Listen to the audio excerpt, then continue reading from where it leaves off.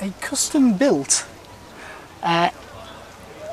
MG ZT Coupe A with the Mustang engine, which was also used in the V8 ZTs and Rover 75s, and also a couple of other modifications as well. So this one's the 32 valve version, and we've got the normal induction system in there. It's quite a system. This one was originally a V6 when it came in, so it wasn't modified for all the V8 mountings, and the conversion was done at Retro Sports Cars Limited by Chris all himself. So he put in the V8, he did all the mapping for it, he adjusted the suspension, modified the doors and the roof line so it was a proper coupe. And it's a very interesting concept, isn't it? It is. It's pretty much unique. I've not seen anything like this before. No. The work, the man-hours that have gone into it is clearly massive. Yeah.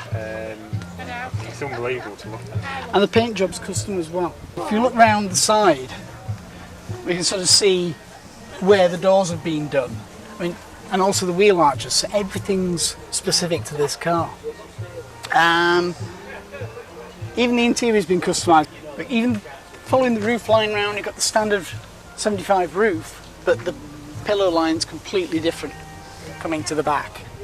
And again, the glass, rather than the usual, I mean, we'll see another RV8 ZT as well, but unlike the others which are all branded Mustang, this one's branded X-Power because it's one of the X-Power engines that came out of it.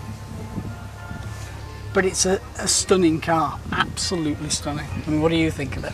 Like I say, it's not something I've ever seen much about, much before. Like I said, clearly the man hours gone into it is unbelievable. It's a nice concept. Obviously, MG Rover brought us the concept car of this, didn't they? Before it all sort of went wrong for them. And it very much, I think, it reminds me of the 800 Coupe A. Yeah. And I think that was obviously fairly successful in its day, and I think if they brought out a Coupe A version of the 75, same would have been. I don't see any reason why not at all. Yeah, it's a stunning car, and a lot of time and effort's gone into this.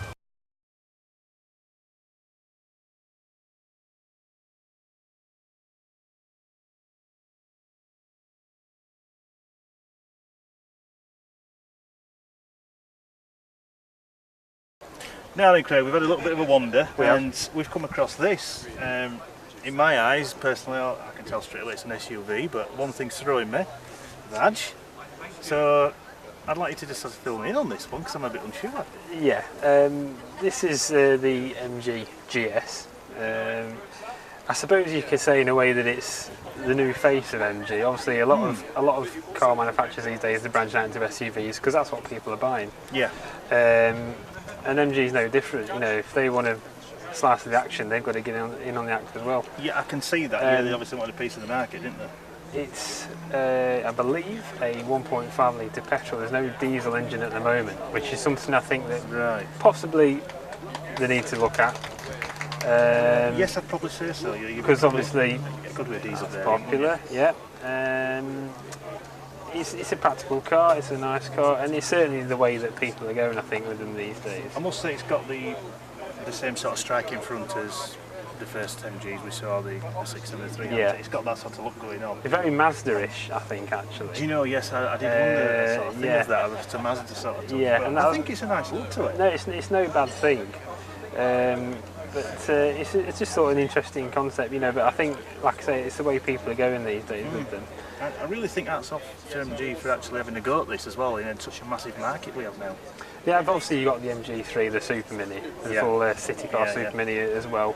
And recently after this, they've also launched the ZS, which I believe is also like an SUV, but I believe in the market it's designed to sit just below this. Yeah. I think if you look at the price list, this is slightly more expensive than the newer ZS. Yeah, I mean you can appreciate that for what it is. I think what they've done with it is basically pack as much equipment in as possible for the price, and that's a concept that manufacturers have done for years. Right. You know, also this one's like it's top of the range, got full leather and all your bits and It pieces. certainly looks a nice piece of kit. For less than sort of around about the 20 grand markish, I think if this is the top spec one, which I think it is, Yeah. you're getting a lot of car for the money. It's certainly, I'm quite impressed with it. It's not dull, but it's not too much in your face neither. I think they've captured this well. It is. And as I say, in a market which is, let's say, already saturated with SUVs, it's a hard market to get into for even a big car company, to be isn't it? distinctive, yeah. And I think they actually have chipped into it with this. I really do. But it's the car that people want. It seems to be the way forward, doesn't No, it? it is, yeah. And why not let MG have a go at what all car companies are practically doing now? Well, what we've got here is the MG ZT 260 SE. Slightly modified though, isn't Slightly modified. It's one of, I believe, 58 ZTs made in this, what they call Typhoon chromatic paint colour. Yeah. 12, one of 12 with the V8. And, well, it's pretty unique because it's the only one in the world with a Dreadnought supercharger fitted. So it's pushing now, what, 400 horsepower? Just shot 400 horsepower now. Which I think some people would have said probably should have been from the start, really. Yeah, I mean this isn't the same as the V8 that was in the Coupe that we saw. It is the standard 260 V8, but it does have the Dreadnought supercharger on the top.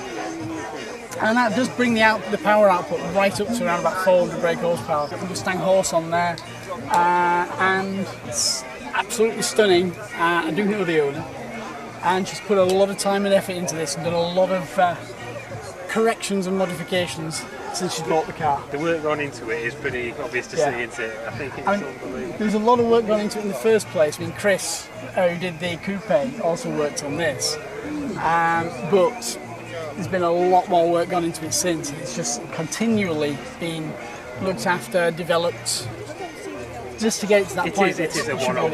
It is a one-off in the world, isn't it? And one other thing as well, it was a monogram paint colour when it was new. Now, do you know much about this car? Because obviously, I'll let you go. the monogram programme was very much, if you think of what Land Rover do now with the Range Rover autobiography, it was pretty much design your own car. You can go into a dealership, order what you want, and It came out the other end. This colour when it was new, I'm not sure exactly, if I remember rightly, it was a good couple of £1,000 to have it this colour when it was new. And the monogram programme was across all the Rover and MG ranges, and you could have certain things that you wouldn't normally get as standard on the production line, you know. And that's just a bit about monogram. If you're wondering what that meant, it's basically MG Rover's personalisation programme. It was, yeah. Day, wasn't it? But this was the thing with the monogram. Liz also has a V6 in this colour, V6 ZT. And even though they're the same colour, they are slightly different. So no two cars were actually the same, especially in these colours.